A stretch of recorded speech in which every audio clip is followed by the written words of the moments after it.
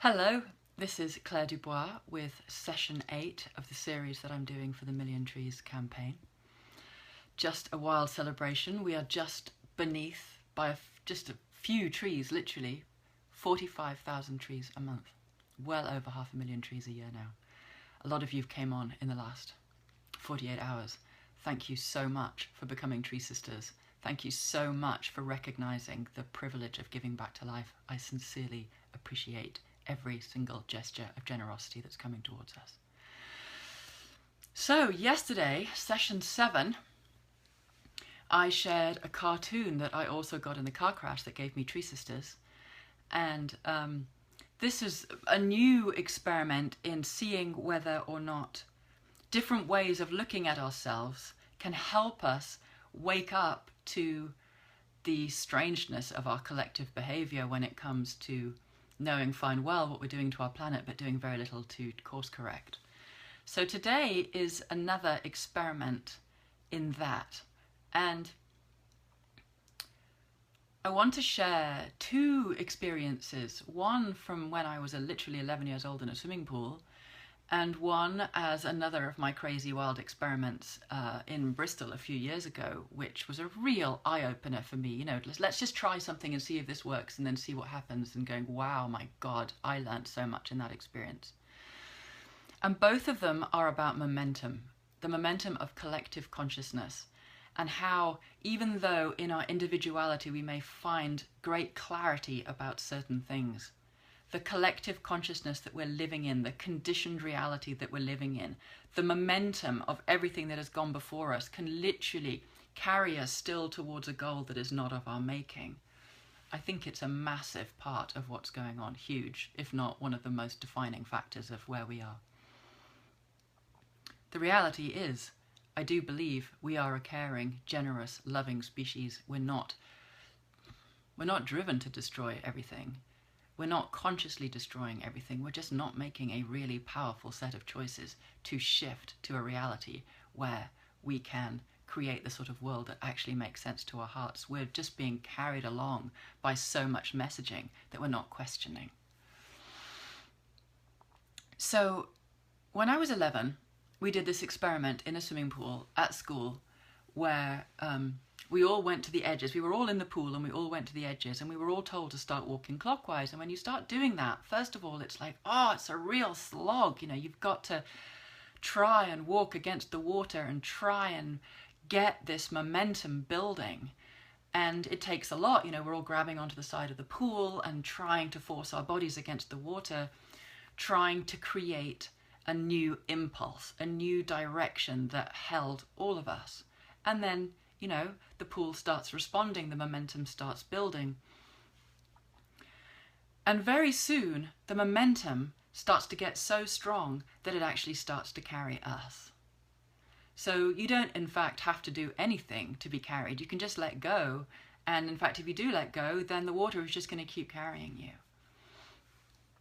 And then the teacher very sensibly, I have no idea whether they were trying to give me this, you know, give any of us this actual experience, you know, try and swim the other way. Like, try and create a change in the collective momentum.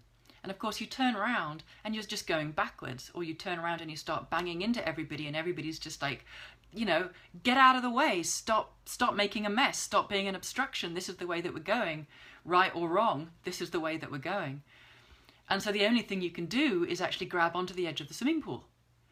And then it's a case of, okay, how many of us can grab onto the edge of the swimming pool to even start to begin to lessen the speed of the momentum? So, you know, and if you do that, when you do grab onto the side of the pool, you're one of the odd ones out. You don't feel like you belong to the tribe anymore. You feel like a complete misnomer. It's like you're an aggravator.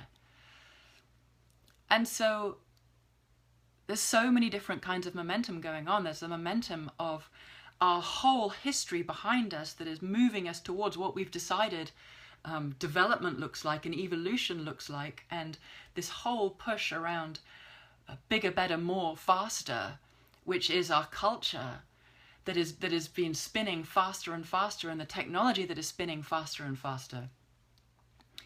And then some of us are waking up and going, oh my God, we're going to run out of planet really soon, and the weather's going completely crazy, and we actually have to stop. We can't do bigger, better, more, faster. The population is getting out of control. If all of us want to live like Americans or Brits or Canadians or Australians, the planet's going down.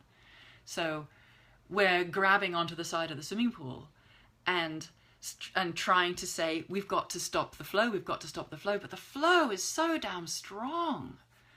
So while I'm sitting there saying, why isn't everybody giving money to trees? Why, when we know that pulling carbon out of the atmosphere is one of the only things we can do to combat the mess that we're in as we're pumping more and more carbon into the atmosphere and we're getting hotter and hotter and everything's going to shit? Why aren't we all doing that?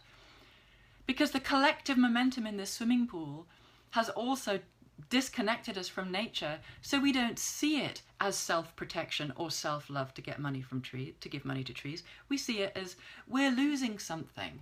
You know, if I give money to the environment, then I'm losing something myself that I want to give to myself. That's the state of disconnection that we're in. And it's a complete fallacy. When you give money to the environment, you give money to all of us now and future generations, so that we've got a hope in hell. Also, in terms of the momentum going around that pool, that momentum is also it's our blood. You know, it's what we've inherited ourselves. It's the family systems and the messaging of our family systems that is a momentum that's come down our bloodlines. And we incarnate into these bloodlines that have their own momentum. And again, the hanging onto the side of the pool is waking up as our soul's individuality that may not actually resonate with the patterning that we've inherited in our bodies. And again, it can feel like you're completely mad, hanging on the side of the pool going, hang on a minute, who am I? You know, do I actually believe the stuff that I've inherited? Do I actually want to live inside of this conditioning? And again, it's like we need so much compassion for ourselves to recognize it's hard. It's hard to impede the natural unconscious momentum that is carrying us, whether it's in our blood or whether it's in our cultural conditioning, or whether it's the swimming pool of what it means to be a man and how a man is supposed to show up and that very fast spin, or what it means to be a woman and that incredibly fast spin.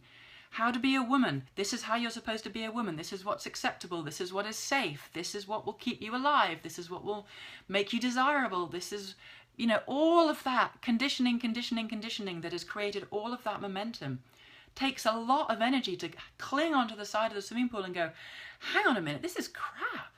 This isn't true. This isn't what it means to be a woman. This isn't what it means to be a man either. And if we're going to find what it takes to redefine ourselves, first of all, we're going to have to acknowledge the fact that there is a hell of a lot of momentum carrying us into a specific perception of ourselves that is not actually ours. We've inherited it. It's moving us. It is stirring us. So there's this extremely important understanding that there is unconscious, you could call it collusion, or unconsciously being swept along by something, versus a conscious choice to do it differently, to hang onto the side of the swimming pool and to start to catch eyes, to find the other people who are clinging onto the side of the swimming pool, to know that they've woken up, and to hold the gaze while we try and use our bodies and our minds to block this momentum or change this momentum, so that you don't feel crazy. You will feel crazy if you just sit there and you're alone in it, trying to cling on. But you feel less and less crazy if you can find others who are also clinging onto the side of the pool and saying something has to change. And that's a fundamental point of Tree Sisters and our togetherness being a strengthening factor that can help us make a change.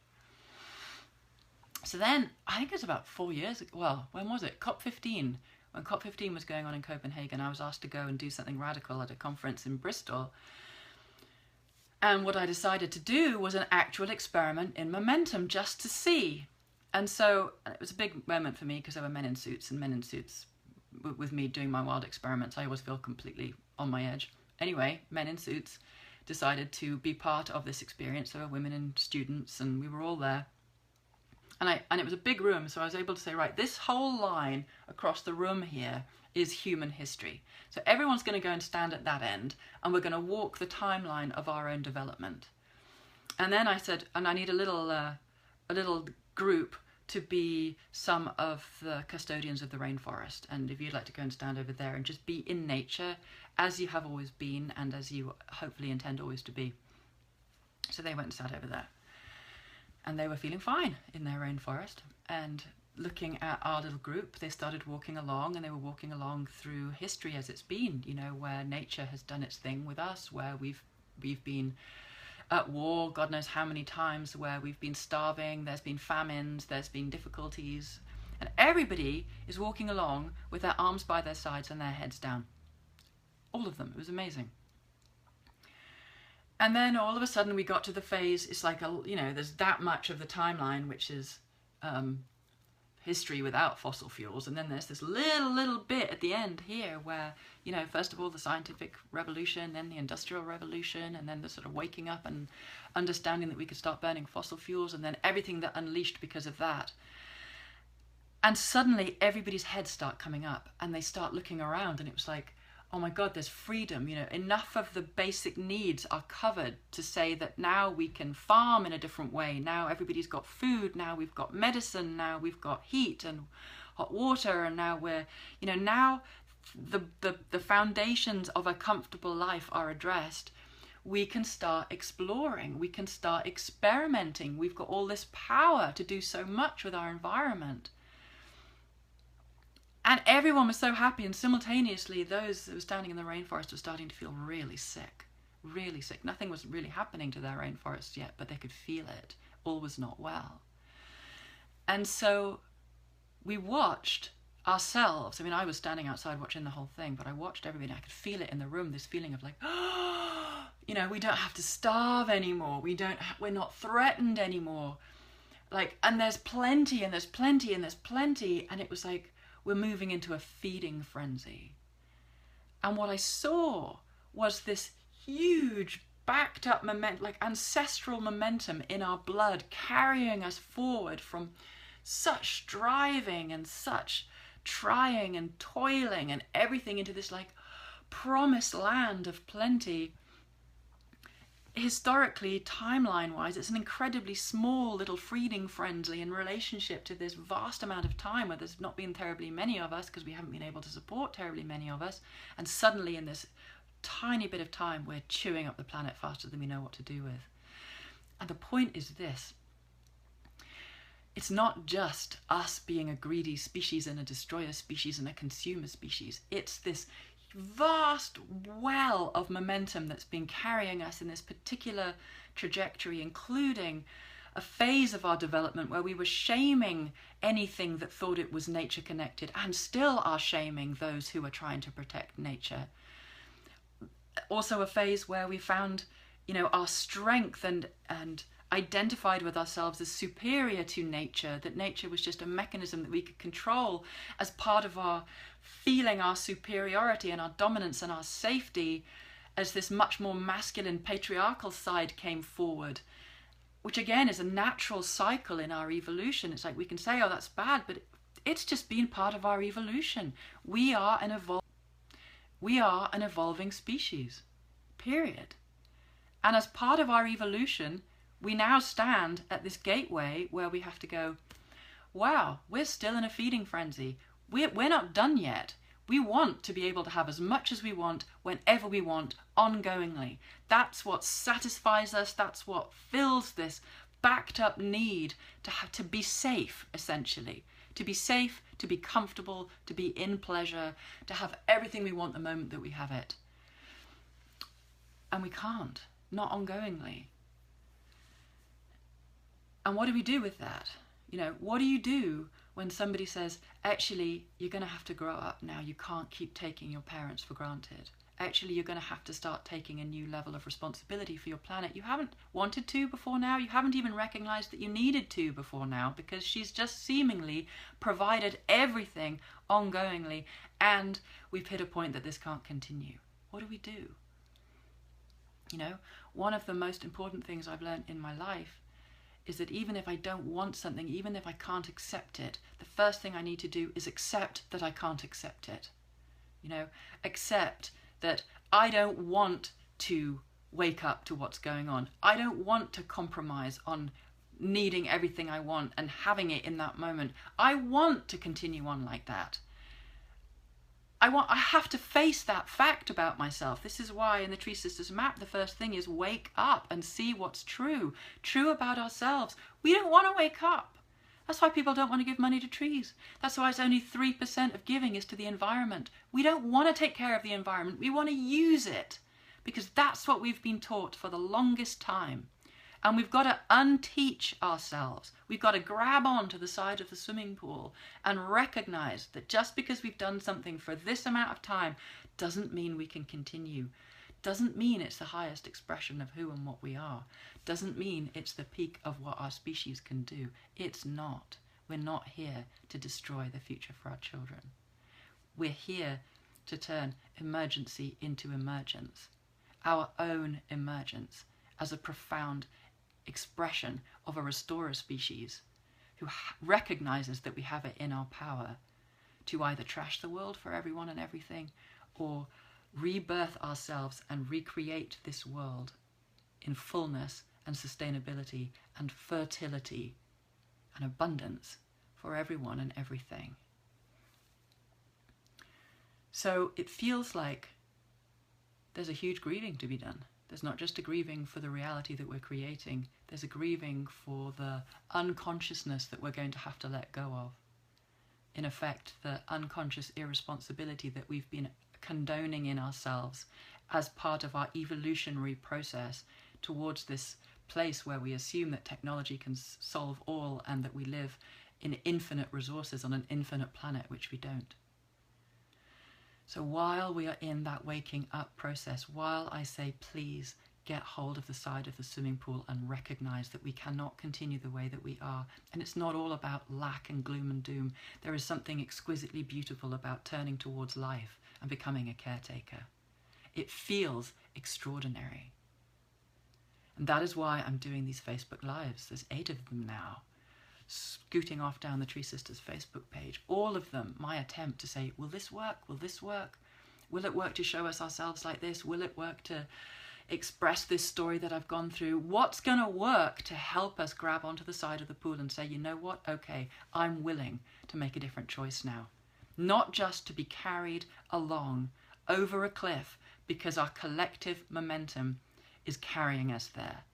Actually making a different choice. So please, if this speaks to you, if you get it, if you feel it, please choose to become a tree sister or a tree brother today. Please choose to make giving back to trees every month part of the air that you breathe. Help us get the carbon out of the atmosphere. Help us start cleaning up our mess as generously as we all can. Please, please, please help us get to 1 million trees a year, and then 1 million trees a month, and then 1 million trees a week, and then 1 million trees a day, which is where we'll get when there's 700,000 of us. There are millions and millions and millions of us here. And if we are all giving money for trees, we can make a huge difference very fast. And that is my way of grabbing onto the side of the pool and saying, enough is enough. It's time to wake up. Please join us. milliontreescampaign.com. Thank you.